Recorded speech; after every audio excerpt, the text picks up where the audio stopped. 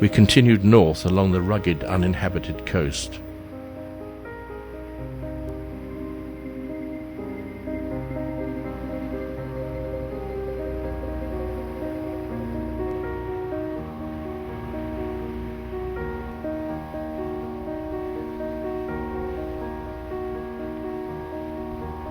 This headland is the northern Cape Horn, and these cliffs, also home to millions of birds, drop vertically 1,760 feet sheer into the Greenland Sea. We were now only a couple of miles south of the Arctic Circle and 3 weeks past the summer solstice. In a glow that never faded from the sky, a delicate sunset morphed into a matching sunrise, with the orb of the sun skimming the horizon. As the sun rose higher above the burnished surface of the sea, its golden rays painted the peaks of the nearby mountains. We headed south, 40 miles down the long fjord leading to Akureyri.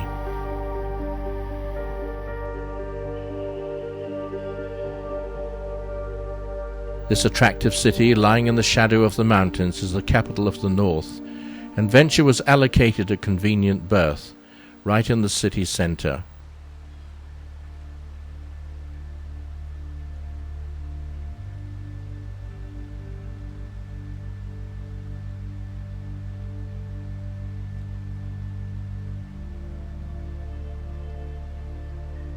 Akureyri is surrounded by lush farmland with many horses.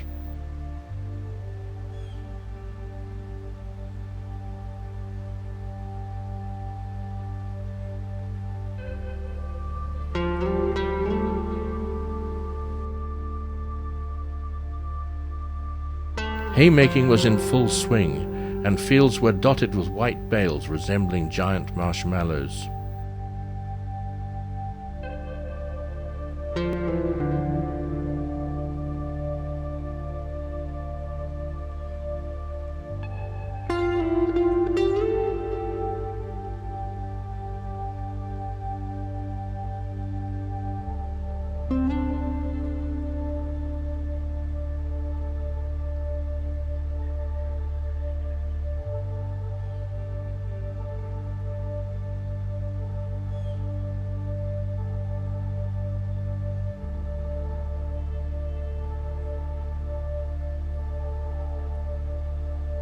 In boggy areas, the fluffy heads of cotton grass nod and flutter in the breeze.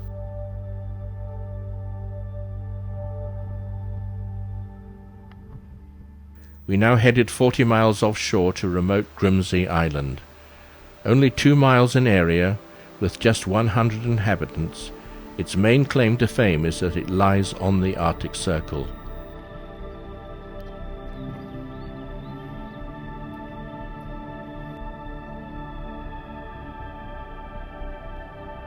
We arrived over a weekend so that we could tie up at the ferry terminal. The tiny harbour is built like a fortress against the fury of the ocean. Most of the male population came to look at Venture, and one kindly offered to drive us around the island. Our first stop was the marker for the Arctic Circle. Our guide is on the right, with Chris and crew members Brian and Val, who had joined us from Vancouver. All along the shore was more driftwood from Siberia.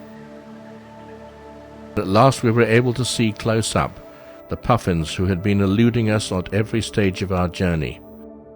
These comical little birds live in burrows in the ground.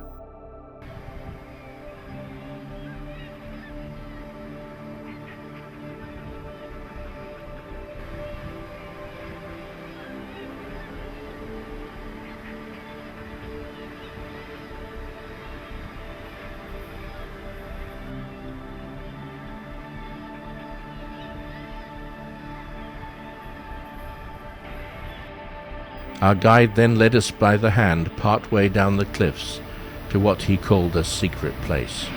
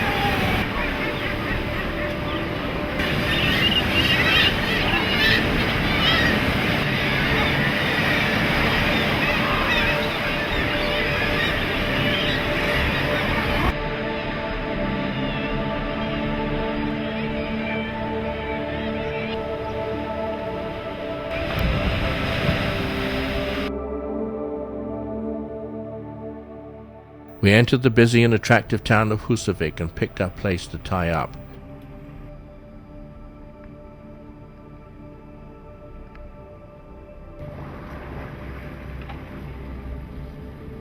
As usual, someone appeared out of the blue to take our lines.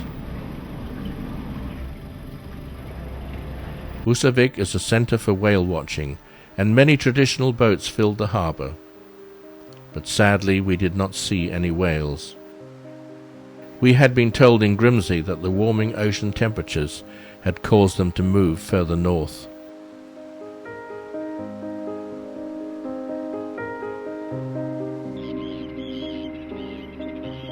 All too soon it was time for us to be underway once more, as we had to be back in Southampton in time for the International Boat Show.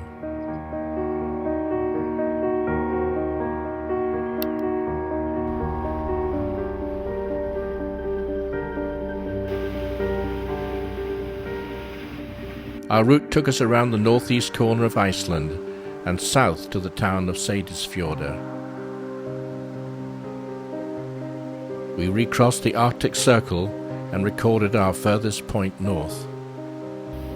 Total time taken for the trip to and from Southampton was 134 days, during which we had covered 4,677 nautical miles.